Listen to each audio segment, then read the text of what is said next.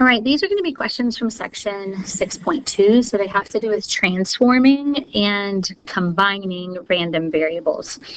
37 and 41 both are covering similar things, so I'm going to go over them both on the same page.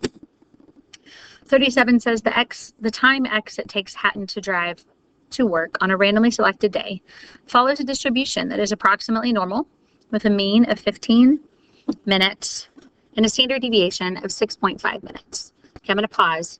Anytime I see that something is approximately normal, I go ahead and underline it or circle it because that's probably important. We're going to have to come back to it. Also, they go ahead and tell us that the mean is 15 and the standard deviation is 6.5. So I'm going to go ahead and use my little notation here just so that I have it. Once he parks his car in his reserved space, it takes 5 more minutes for him to walk to his office. Let T be the total time it takes Hatton to reach his office on a randomly selected day. So T equals x plus 5. Describe the shape, center, and variability of the probability distribution of T. Okay, so this is T. Basically, it's the old distribution, but plus 5. So it's kind of testing you on what you remember happens. So if I add 5 to everything, imagine I have this normal curve, and then I shift it up 5. The shape is still going to be approximately normal. The shape doesn't change. What about the mean? Does mean get affected by adding things? It does, because everything is going to shift up by 5. So my new mean is going to be 20. And I'm actually going to go ahead and, show work, 15 plus 5, even though that's easy. And then my new standard deviation is my variability. When it says what's the variability, that standard deviation in this case is still going to be 6.5. And I should have put minutes on both of these because standard deviation is not affected by adding a constant. So again, you can kind of imagine I have a normal curve, and it's like if I just take, hold on.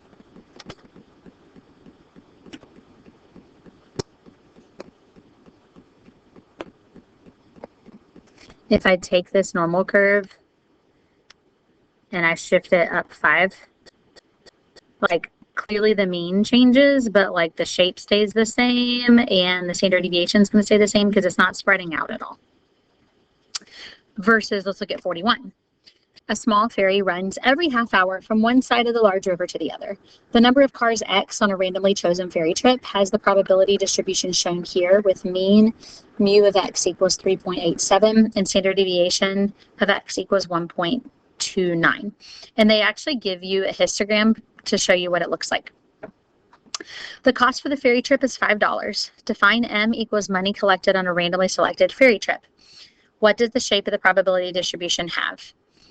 So if the cost is $5 and this is the number of cars, we're basically multiplying here. It's implied that that's what's happening because I'm looking for the money that was made.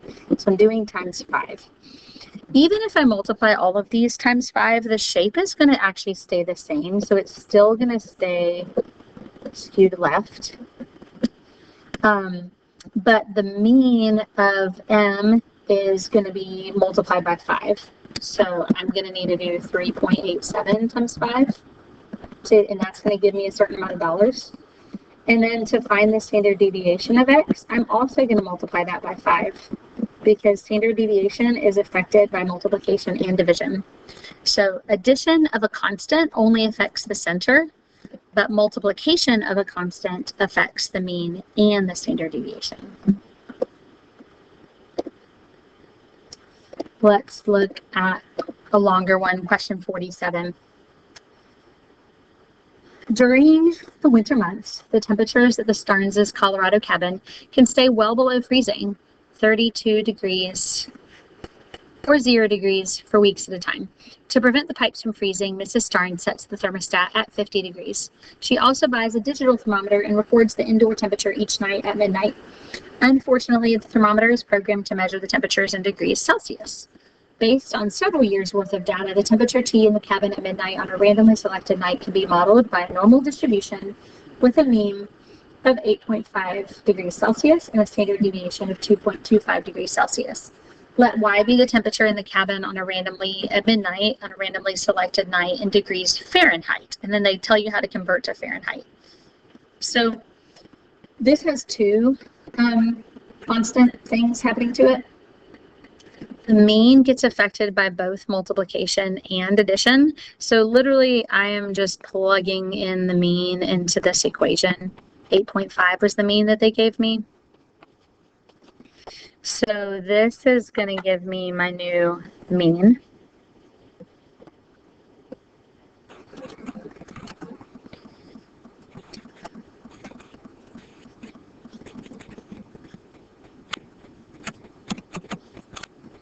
Okay, 47.3. Hopefully I did that right.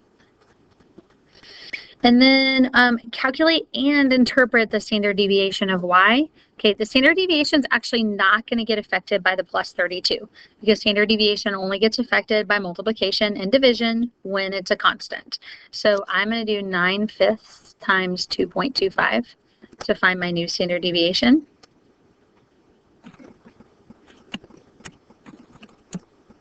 .05 degrees Fahrenheit. Now, I did ask you to interpret. A lot of times people like skim over that word and they miss the interpret part. So this is after many,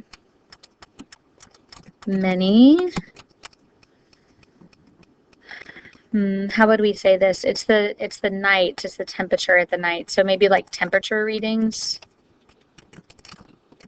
at midnight in their cabin. The temperature in Fahrenheit typically varies by 4.05 degrees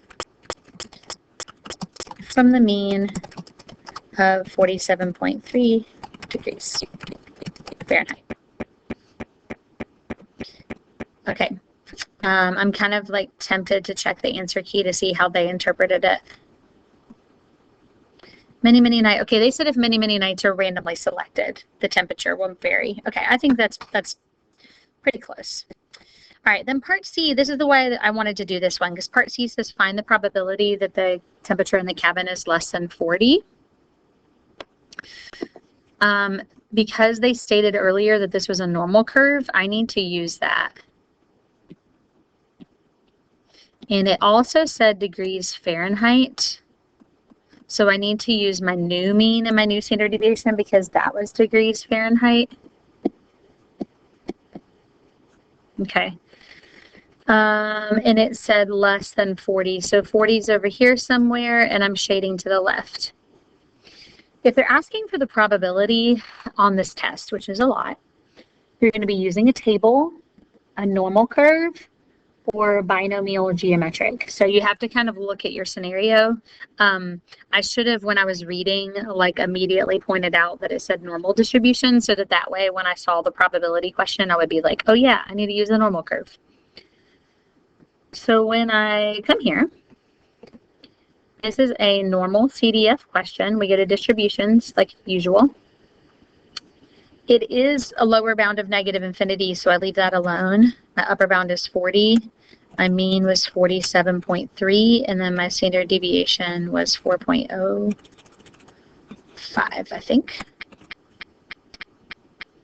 0.0357, so 3.57%. Right here, 3.57%. There it is.